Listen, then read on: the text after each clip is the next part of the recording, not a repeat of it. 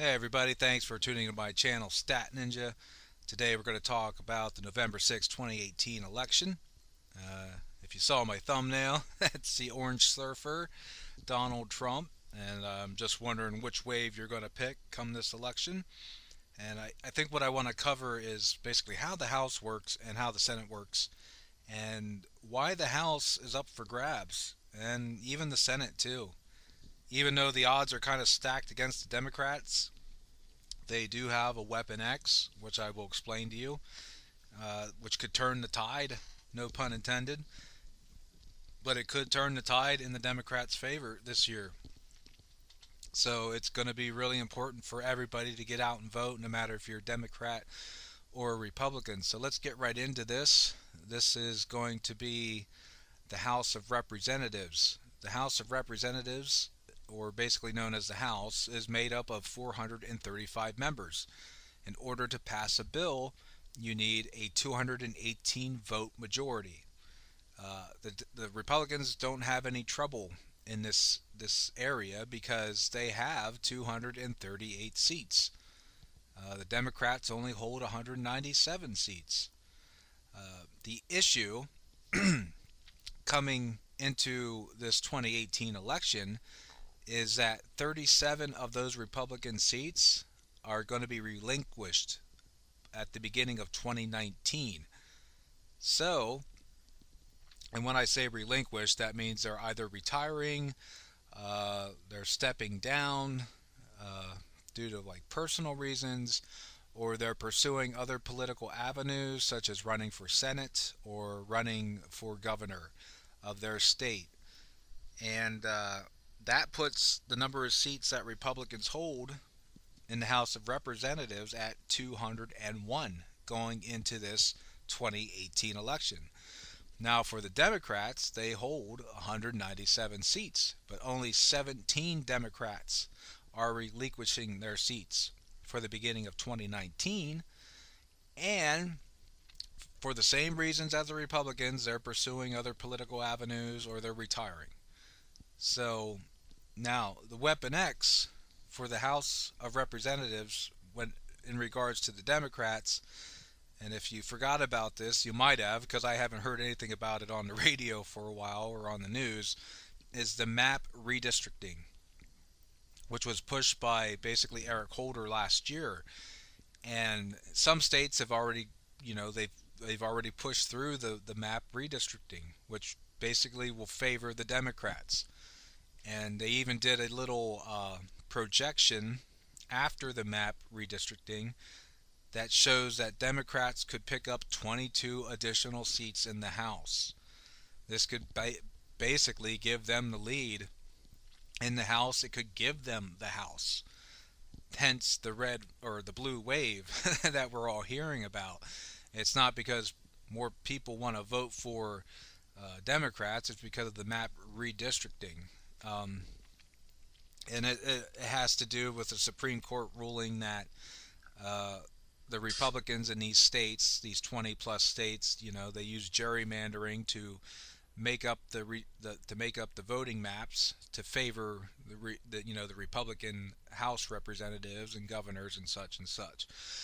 But that is definitely their Weapon X, and that's why it's really important if you are a Republican and you support Trump that you definitely need to go out and vote.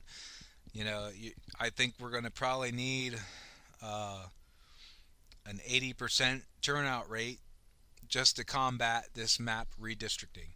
Now, not every state um, is picking up the redistricting for this election. Like North Carolina, for example, they are going to redistrict their maps, but they don't have enough time to do it for this election. But they will do it for the next election in 2021. Now, let's get to the Senate.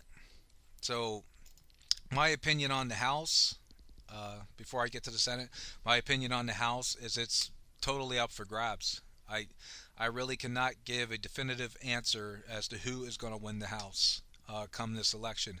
I would have to say it definitely seems like it favors the Republicans, but at the same time, with the map redistricting, it could totally favor the Democrats.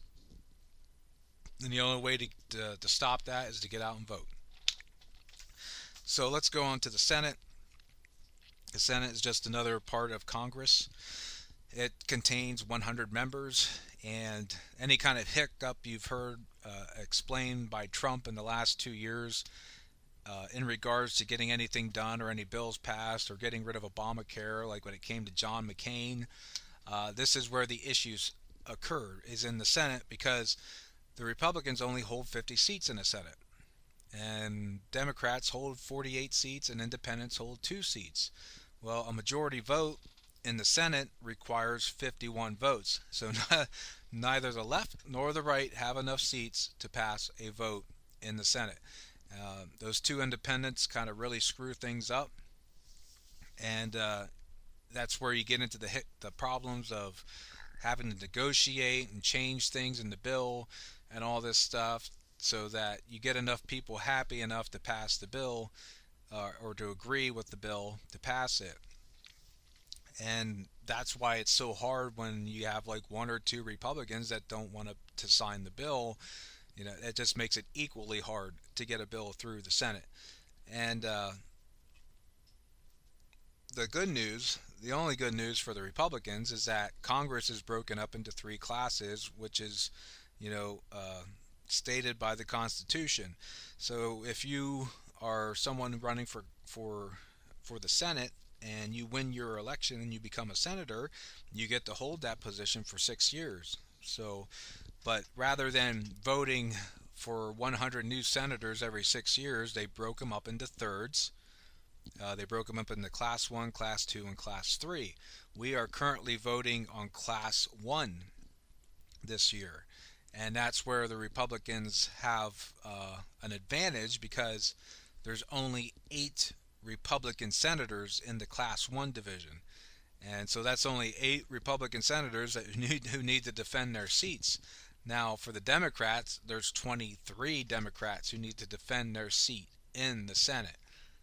So, in order for the Republicans to win the Senate, they need to keep their 8 seats and then just win 2 more.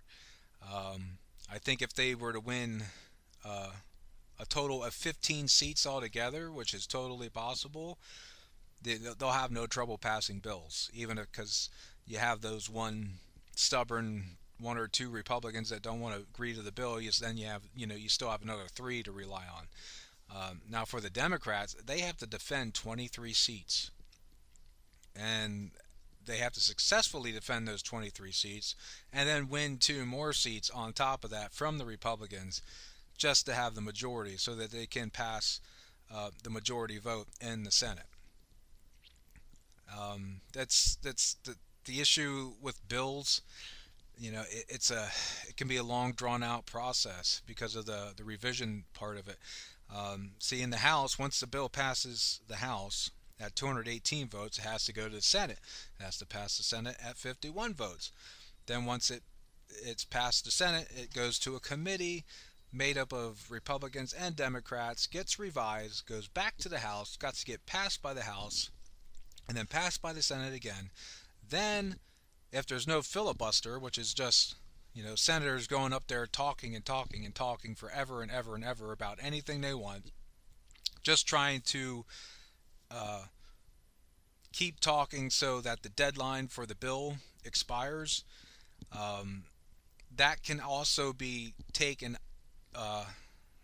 We can put a stop to that if we get around 15 Republican senators in the in the in the Senate, because they can do this thing called a cloture. It's CLOTURE, and they can just do a vote right there to basically go past the filibuster part, and they can ignore that part then and get rid of it, and there's nothing the other side can do about it. But then after, it passes the Senate for the second time, it goes to the president. The president has 10 days to sign the bill or veto it, or he doesn't have to sign it at all. In which case, if he doesn't sign it and Congress is in session, the bill will become law. If he doesn't sign it and Congress is not in session at the end of that 10-day mark, well, then the bill just basically goes away. It's dropped. It does not become law. So that's just a little rundown of the House and the Senate. And I think the map redistricting is going to be, it's your, I don't, it's like your wild card. I don't know uh, what results it's going to have or effects it's going to have on the House of Representatives outcome after the election. But I think the tightest. This is going to be my prediction. I think the Republicans are going to keep the House, but I think it's going to be a very tight race for the Senate. I really do. They got to hold those 8 seats and then win 2 more. The only negative for the Democrats, they got to defend 23 seats and then get 2 more. So I think, I don't know. It's going to be tight. It's going to be tight. So that's why it's important for everybody to get out there and vote. Fun fact: Dianne Feinstein. She doesn't have anybody running against her from the Republican Party. So actually, another Democrat is running against her, and it's authorized by the DNC. His name is Kevin D. Leon. So they obviously want to get rid of Dianne Feinstein, and I can't blame them because she's off her rocker. She's like Maxine Waters. She's just out there so far in left field. Definitely, we could argue that there's no moderate Democrats left in Washington right now, but that's just my opinion there. So I hope you found this information useful. Hopefully you get out and vote on November 6th, no matter if you're a Democrat or a Republican. It's just the right thing to do. And I mean, you can't, if you don't go out and vote, you can't complain. But this will determine how easy things or how hard things can be for the next 2 years for the Trump train. Because if the Democratic Party just wins the House or the Senate, just one of them, they just need to win one of them, and they can halt the Trump train to a grinding halt. Basically, they can just deny every bill that comes through if they get control of either one. Now the Republicans, you'll have a much easier time if you get out and vote and win that House and win that Senate, and then Trump will have easy street to do what he needs to get to do to meet his objectives, and that involves building a wall or putting a stop to illegal immigration in that. So, all right, guys, thanks for watching. If you like this video, please hit subscribe and hit the like button and share. And I will come out with another video on who knows what later on. I'll see you later. Bye.